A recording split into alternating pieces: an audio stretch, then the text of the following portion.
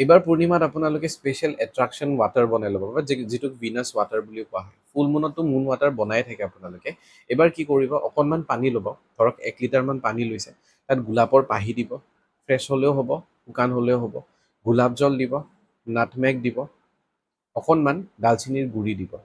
তাৰপিছত সেয়া আপোনালোকে বইল কৰিব, যাতে বইল কৰাৰ পিছত 200 ml বা 300 ml কমি যায়।